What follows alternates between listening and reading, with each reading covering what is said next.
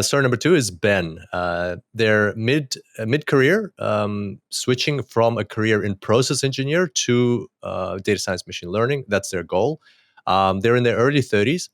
And the interesting thing about Ben is I had a conversation with Ben in August 2024, which makes it, what is that, like 5 months plus another 5 months, like 10 months ago.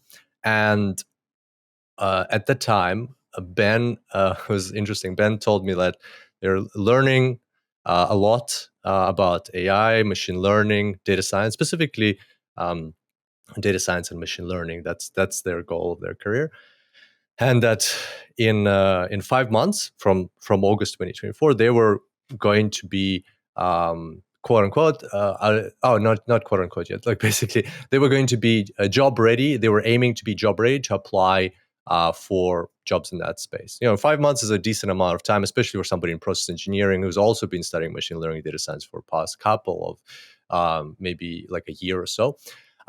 Interestingly, so when we caught up just recently, Ben's comment was, back then in August, I thought I'd be job ready in 5 months, but the field evolved faster than I could keep up. And at the moment, Ben feels scattered as job requirements keep shifting. He's looking through these different jobs all the time. And, like they're different to what they were 5 months ago. He's learning one thing, but then by the time he's finished with that course or that series of courses, job requirements have now changed again, and he feels like he's always playing catch up. Plus, on top of that, he's got a full-time job.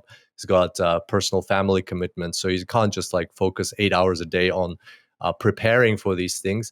So, and also, like he's got the comfort of the income coming from that job. He just wants to change because that's no longer his interest. He's interested in other things like he wants to be following his passion. But yeah, that's the kind of fearful state we find a lot of people are in these days with AI evolving and machine learning. This whole field evolving so fast that they can't keep up and just like can't get a toehold on this whole job application process because things are changing so quickly. Nice. And so what's the kind of, is there like an outcome that so I guess we have different, like what is the, yeah, so these are just like, yeah, they're like, so each of the stories, so I'm piecing this together just like our listeners as we go. Yeah. So each of these Yeah. 5 stories just kind of gives us a different glimpse of different kinds of situations that people can be experiencing. Nice. Exactly. And I think a lot of people would be experiencing a similar kind of feeling.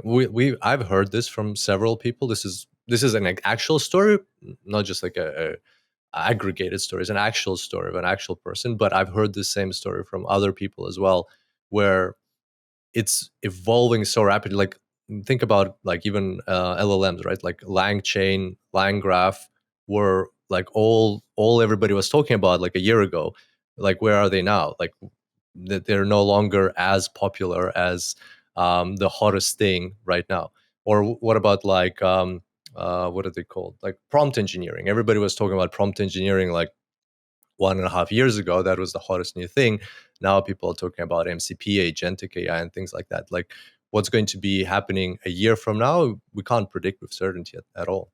I would say you can predict some things. Like there's, some things are like fundamental. Like yes, there are like exciting new trends, like absolutely. MCP right now, Crew AI, those are like exciting trends. But simultaneously, there are undercurrents that you can see long term and be like, okay, that is a safe thing to be learning. This is going to be valuable to me for a long time. For example, all of those things that we were just talking about happen in Python. And so, That's learning Python is a great skill. And then that also means, if you want to go like even deeper, you can say, okay, well, learning data structures and algorithms is going to be useful because, learning how to make, understanding the computer science that this Python code is written to be able to do gives you lots of options. There's just, so even if we somehow move on from Python, we're not going to move on from Python in the next couple years. No, probably But not. No. But maybe 5 years, 10 years, everyone's using Rust or something.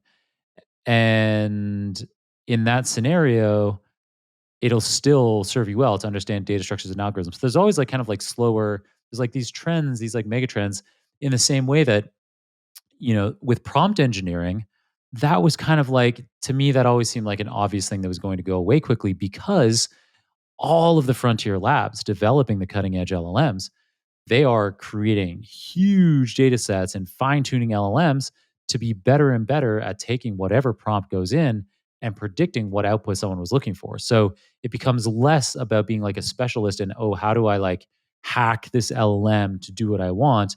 And, every 6 months that goes by, the leading edge LLMs are going to just be like way better at just Hmm. anticipating Hmm. your needs. Hmm. So yeah, so these kinds of like long term trends, like you can bet that microchips are going to are going to be cheaper and cheaper per unit of compute. That's like this. That's the ultimate like mega trend that is like making all of this magic happen. And so like those kinds of things, like you can look for those kinds of big long term trends and feel confident about some things. So yeah, I agree with your point that there's like definitely always hot new things, but and that creates anxiety for sure. But simultaneously, you can find some peace, you can find some stillness in these like long term things like SQL. That's been around for decades and it's not going away.